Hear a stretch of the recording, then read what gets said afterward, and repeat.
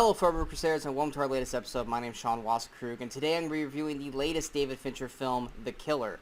This movie is out in theaters as well as on Netflix, which is where I watched it.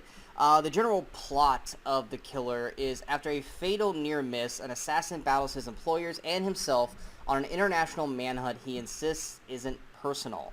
The film is starring Michael Fassbender, who is someone that I really enjoy. I actually cannot wait to see him next week in Taika Waititi's Next Goal Wins. But with this film, this is one of those movies that my co-host Brian Michaels has been anticipating all year long. Ever since January, he has been talking this movie up as something that he's been super excited to see.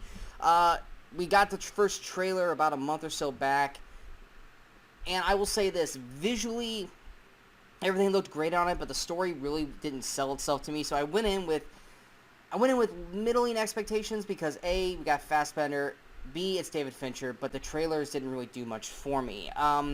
Fassbender is literally just dubbed The Killer in this film. He's not given a name. I'll get the good things out of the way because this movie did not work for me. I'm just going to give you the heads up right now. This film was not something that I would recommend. Fincher's really great at one thing, and that is definitely staging the scene and making everything in this film shot beautifully. The cinematography is fantastic. The score, the music, the lack of music at points, all of that, the lighting, everything looks great in this movie. None of the performances are bad either. I think Fassbender does a great job at what he's doing, and everyone else in the film, when they're given actual parts to do in the film, they're doing a good job. So, technically, the technical aspects of a film, Fincher, A marks across the board. Everything feels great. The problem is this movie is so damn dull and boring and dry and lacks excitement out of every scene of this film except for one scene, which is actually pretty freaking great. And you wanted that scene to be what this whole movie potentially could have been, or at least half of it, if not, 60% of it. But instead, we are given this movie that's basically just an internal dialogue of Michael Fassbender's The Killer, which is borderline so pretentiously douchebaggery of, like, I'm so fucking cool and great at what I do, I'm going to basically talk about how awesome I am, but yet every turn he kind of fucks up. Every moment he gets. The first, I will say this, and Brian agrees with me on this, the first 10 to 20 minutes of this movie, it is begging you, it is daring you to turn this movie off and go watch something more exciting, because it's literally here's the life of a killer and how he has to sit around and do nothing until he gets his final shot, because at any moment the perfect shot could be here, so let me do some yoga and let me talk about music and let me talk about this. It's very Patrick Bateman American Psycho without any of the fun excitement of it. It's very drawn out, slow, monotone voice. Nothing's really happening. He's just people watching. I've seen this done better with Michael C. Hall on Dexter, or, like I said, Christian Bale as Patrick Bateman in American Psycho. And then we inevitably get to this build-up where he's finally going to, take out his target, and as good as an assassin as he claims to be, he makes such a boneheaded rookie mistake that when he fucks it up, I couldn't help but laugh, going, this guy's a fucking poser. Because it's like, dude, you've been bragging about how amazing you are for like the last 10-15 minutes, and then when you finally are about to show how badass you are, you screwed it up in the most simplistic way, because even I was going, that, you probably shouldn't do that. And then he went and did it. And it's just like, throughout the movie, he's good at his job. I'm just saying that he really needs to temper his abilities, because every time he thinks he's this king hot shit kind of thing, he kind of screws it up to a point, and then you kind of have to hear his internal monologue of him going, shit, or, oh, wasn't expecting that. Well, no, it's because you're not as good as you think you are. But that's what this movie is for 2 hours, is him just monologuing, and then you have the same old assassin storyline. He messes up a target, so now everyone's after him, and so he has to take the fight to them. And you get the same scene done 3-4 times over, but just in a different setting, with a different actor or actress, and the same thing happens. Fassbender's killer shows up, they're shocked that they see him, they try to say it's not personal, and that it's just business, and that they didn't intend to do this, and they didn't intend to do this, and please don't kill me. But they're not begging for their lives, they're basically doing it very, very, very soft-spoken, and like they're the smartest person in the room, and philosophically, trying to outmaneuver each other with words, until Fassbender gets tired of it and just straight up kills them. Rinse, repeat, 20 minutes later of build-up, we're doing it again. And then rinse, repeat, 20 minutes later, we're doing it again. It's only one scene where he goes after this one guy in Florida where they actually fight. That's actually the most exciting part of the film. I think that fight scene is shot amazingly. It's actually one of the better choreographed fight scenes of the year. It's very dark but well lit. And it's a brutal fight. It's a fight that feels that both these guys are trying to do everything they can to survive. It's not a top-tier assassin who's fighting a nobody and he just counters everything and makes it look super easy.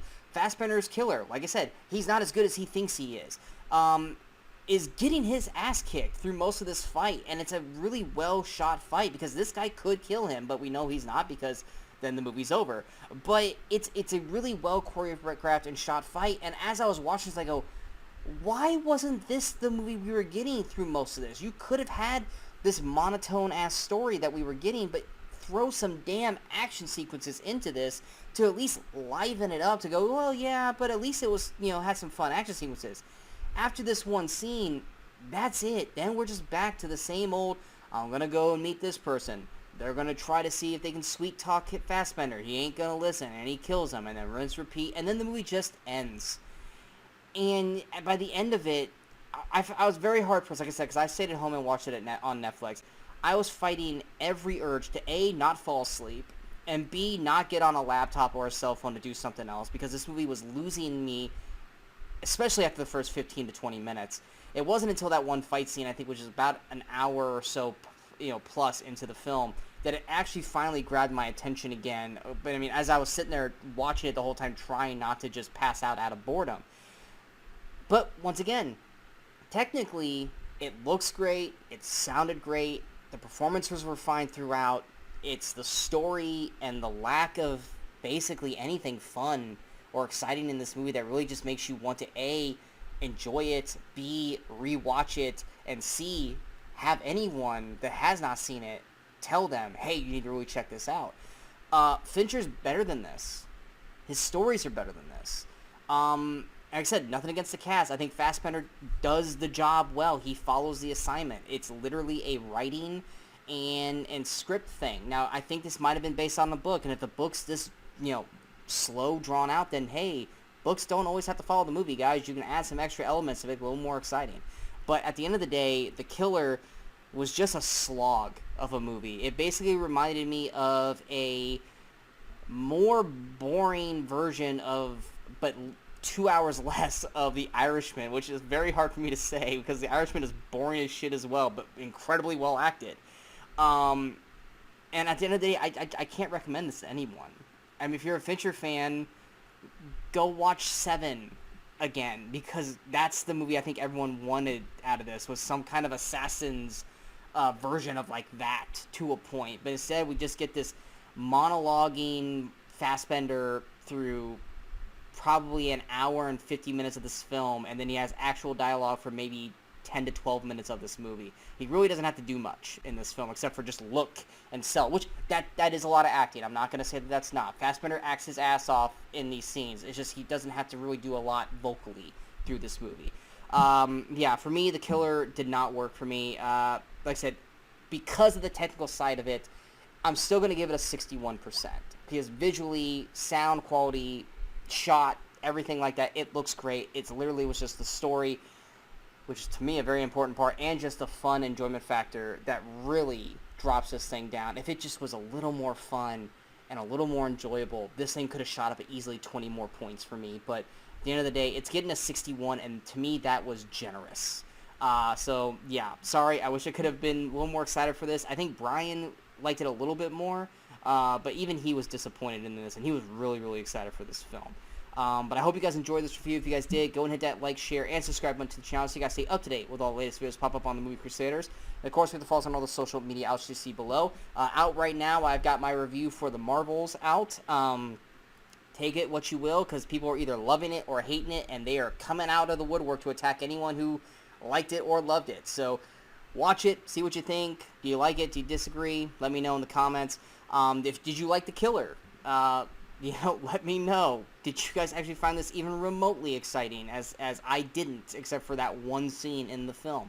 But coming up next, we will have another episode of the Movie Crusaders Chat About, which is Brian and I's new show, where we talk about whatever we want to talk about, whether it be the new movie trailers that come out, movie news, TV shows that we've seen recently. Our latest episode from this past week popped up. We talk about a lot of things over the last month that we did not get to talk about because we had to take a 1-month hiatus. So check out that. Next week, we've got Hunger Games, The Ballad of Songbirds and Snakes coming out. If I watch that, I will have a review for that. Like I said, Taika Waititi's Next Goal Wins with Michael Fassbender also comes out next week. Thanksgiving and Trolls Band Together both come out. I will not be checking out either of those films, so don't expect a review for those. May, December gets its limited release. Rustin gets released on Netflix. Saltburn gets limited release. And also, Please Don't Destroy the Treasure of Foggy Mountain gets released, I think, in theaters and on Peacock, or it might just be on Peacock. Any of those movies, if I get to watch any of them, we will potentially have reviews for those on the channel. Unless I feel like they don't really need a review, then I won't do it. But we got plenty of coming up on the channel, so feel free to check that out. But until next time, in case I don't see you, go watch some movies and go have some fun.